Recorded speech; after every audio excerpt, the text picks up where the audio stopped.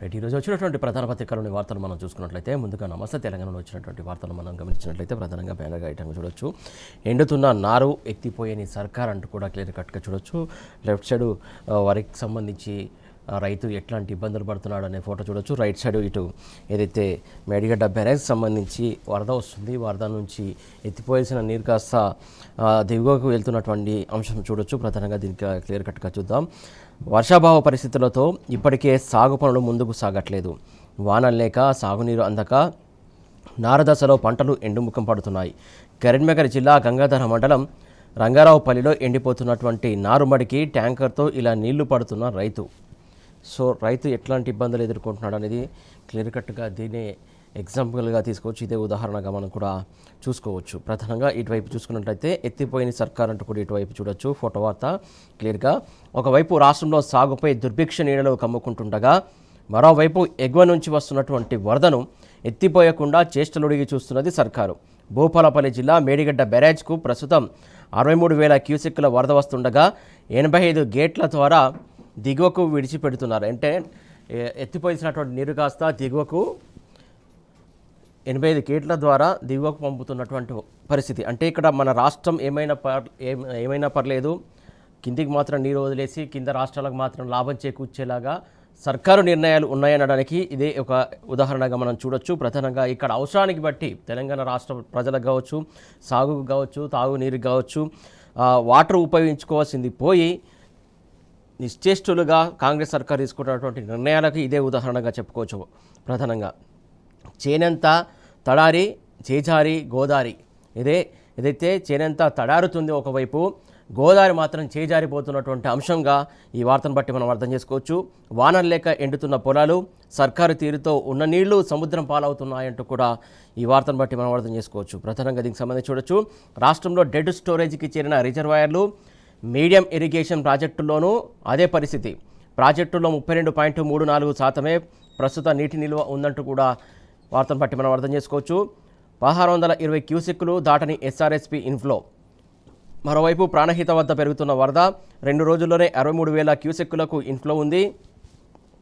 నీళ్లు ఎత్తిపోసే అవకాశం ఉన్నా కూడా సర్కారు నిర్లక్ష్యంగా వ్యవహరిస్తూ చేష్టలుడుగుతుందంటూ కూడా వార్త చూడవచ్చు. వర్షాభావం వేళ కిందికి వృధాగా పోతున్న నీళ్లు, పంటలు ఎండుతుండడంతో అన్నదాతల కన్నీళ్లు. ఓవైపు వర్షాలు రాక చాలా ఇబ్బందులు తలెత్తుతున్నాయి. వచ్చినటువంటి వరదను కాపాడుకోలేక ఇటు సర్కారు ఎలాంటి నిర్ణయాలు తీసుకుంటుందో అని చెప్పడానికి ఇదే ఒక ఉదాహరణగా మనం చెప్పవచ్చు. నేడు కన్నెపల్లికి కేటీఆర్ వెళ్తున్నారు. ఏదైతే ఈ అంశం సంబంధించి బీఆర్ఎస్ బృందంతో పంప్ హౌస్ వద్దకు కేటీఆర్ వెళ్తున్నారు. వృధాగా పోతున్నటువంటి గోదావరి జలాలను కూడా పరిశీలించనున్నారు. అనంతరం మీడియాతో కూడా చిట్ చాట్ నిర్వహించనున్నారు. బీఆర్ఎస్ వర్కింగ్ ప్రెసిడెంట్ కేటీఆర్ ఏర్పాట్లను పరిశీలించిన బీఆర్ఎస్ నేతలు కేటీఆర్ పర్యటనకు సంబంధించి ఏర్పాట్లను బీఆర్ఎస్ నేతలు పరిశీలించారు. వెళ్ళి అక్కడ పరిస్థితులను కూడా తెలుసుకొని మీడియాతో అక్కడ ఉన్నటువంటి సిచ్యువేషన్ అంతా ఎక్స్ప్లెయిన్ చేయడానికి కూడా మీడియాతో చిట్ చాట్ కూడా నిర్వహించనున్నారు కేటీఆర్. దానికి సంబంధించి వార్త చూస్తున్నాం.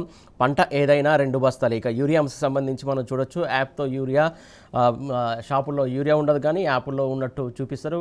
యాప్ కూడా చక్కగా పనిచేయదు. దానికి సంబంధించి చూడొచ్చు. పంట ఏదైనా సరే 2 బస్తాలే యూరియా ఇస్తారట. యూరియా పంపిణీలో మరింత కోత పెడుతున్నారు. ఎకరానికి 2 బస్తాలు ఇవ్వాలని నిర్ణయం తీసుకున్నారు సర్కారు అంటూ కూడా ఇక్కడ వార్త చూస్తున్నాం. 20 రోజులకు ఒక్కసారే ఎరువుల పంపిణీ. 20 రోజులకు ఒక్కసారే ఎరువుల పంపిణీ సంబంధించి వార్త చూస్తున్నాం. కాంగ్రెస్ సర్కారు తీరుపైన కూడా రైతులు తీవ్రంగా ఆగ్రహం వ్యక్తం చేస్తున్నటువంటి అంశం క్లియర్ కట్గా చూడొచ్చు. ఇక సాగని వ్యవసాయం, ఏదైతే వ్యవసాయం సాగని పరిస్థితి, దానికి సంబంధించి వార్త చూడొచ్చు. చినుకు రాదాయే సాలు పడదాయే, వానాకాలం సాగుపై ఎల్నినో పంజా విసురుతోంది. ఎల్నినో ఉంటుందని ఎప్పటి నుంచో WHO ముందస్తుగానే అందరినీ అలర్ట్ చేసింది. కాకపోతే తీసుకోవాల్సినటువంటి చర్యలకు సంబంధింంచి రాష్ట్రాలు కావచ్చు, దేశం కావచ్చు చాలా ఆలస్యంగా నిర్ణయాలు తీసుకుంటుంది అని చెప్పడానికి ఇది ఒక ఉదాహరణ. ఇప్పటికీ కేవలం 24% పంటలు సాగయ్యాయి. 1,35,00,000 ఎకరాలకు 33 లక్షలే సాగు జరుగుతోంది. నిరుడు ఇదే సమయానికి రాష్ట్రంలో 45 లక్షల ఎకరాల్లో మొదలైనటువంటి పంట సాగు. 20 జిల్లాలో లోటు వర్షపాతం ఇప్పటికీ ఏర్పడింది. అలాగే సాగుపై తీవ్ర ప్రభావం కూడా తప్పదంటున్న శాస్త్రవేత్తలు అంటూ కూడా వార్త చూడొచ్చు. జూలైలోనూ ఇంతేనన్న వాతావరణ శాఖ. ప్రస్తుతం నడుస్తున్నటువంటి జూలై మాసంలో కూడా ఇదే పరిస్థితి ఉండే అవకాశం ఉందంటూ కూడా వాతావరణ శాఖ హెచ్చరిస్తుంది. సాగునీటికి చర్యలు తీసుకోవాలంటూ కూడా సూచిస్తుంది. ఈ సాగునీటికి కావచ్చు, తాగునీటికి కావచ్చు ఇబ్బందులు తలెత్తే అవకాశం ఉందని చెప్పేసి ఎప్పటికప్పుడు వాతావరణ శాఖ కావచ్చు, న్యాయ నిపుణులు కావచ్చు, ఏదైతే శాస్త్రవేత్తలు కావచ్చు అందరూ కూడా సూచనలు సలహాలు చేస్తున్నారు. కాకపోతే సర్కార్లలో చలనం రావట్లేదు. దానికి సంబంధించి క్లియర్ కట్గా అర్థమవుతుంది. ఇక మరొక వార్త చూసుకున్నట్లయితే ఎక్సైజ్ పోస్టులకు అర్రాసు అంటూ కూడా మరొక వార్త చూస్తున్నాం. ఒక్కో పోస్టుకు 30 లక్షల నుంచి 40 లక్షల వరకు వసూలు దందా. 24 ఫోకల్ పోస్టులకు వేలంపాట. డీల్ వెనుక ఓ మంత్రి కార్యాలయం వేదికగా డీల్ జరిగిందంటూ కూడా ఇక్కడ వార్త చూడొచ్చు. ప్రతిపాదనలో పక్కకు పెట్టి కొత్త రూట్ ఎంచుకున్నారు అంటూ కూడా వార్త చూడొచ్చు. అది ఇక్కడ వాట్సాప్ గ్రూప్లో చర్చ జరుగుతోంది. త్వరలో జరిగే ఎస్ఐ, సిఐ, ఏఈఎస్ బదిలీలను కూడా ఇదే ప్లాను అమలుకు స్కెచ్ వేశారంటూ కూడా ఇక్కడ వార్తను బట్టి చూడొచ్చు. ఇక మరొక వార్త చూసుకున్నట్లయితే సీఎంపై పోలీసు అభ్యర్థుల ఫైరు. ఇలాంటి సీఎం మా దౌర్భాగ్యం అంటూ కూడా ఇంద్రనాయకు నిరుద్యోగ జేఏసీకి సంబంధించినటువంటి నాయకులు చెప్తున్నటువంటి అంశం. మరొక వార్త చూసుకున్నట్లయితే సిరిసిల్ల ఫస్ట్, మేడ్చల్ లాస్ట్ ముమ్మరంగా సర్ ఓటర్ వెరిఫికేషన్ జరుగుతుంది. రాష్ట్రంలో 85% పూర్తయిన ఎన్యూమరేషన్ పత్రాల పంపిణీ. ఫార్మా డిజిటలైజేషన్లో కూడా కొమరం భీం ఆసిఫాబాద్ జిల్లా కూడా టాప్ ఉందంటూ కూడా చూడొచ్చు. ఇక మా పాలనపై కళ్ళు దుకాణంలో చర్చ పెట్టినట్టు కూడా మరొక వార్త చూస్తున్నాం. ప్రజాపాలన ఎందుకు వద్దో బీర్ షాపులు, బారాకాడ చర్చ పెట్టాలి. పెళ్లికి పోయినా సావుకు పోయినా ఆలోచన చేయాలంటూ కూడా రేవంత్ రెడ్డి చేసినటువంటి వ్యాఖ్యలు. ఇక మరొక వార్త చూసుకున్నట్లయితే హామీల ఎగువేతకే కట్టుకథలు అంటూ కూడా మరొక వార్త చూడొచ్చు. అప్పులపై భట్టి విక్రమార్కవి జూటా లెక్కలంటూ కూడా మాజీ మంత్రి హరీష్ రావు ఫైర్ అయినటువంటి అంశం. ఆధారాలతో కాంగ్రెస్ తప్పుడు లెక్కలపై కూడా ఆయన నిప్పులు చెరిగారంటూ కూడా మరొక వార్త చూడొచ్చు. రైట్, ఈ అంశాలకు సంబంధించి విశ్లేషించే ముందు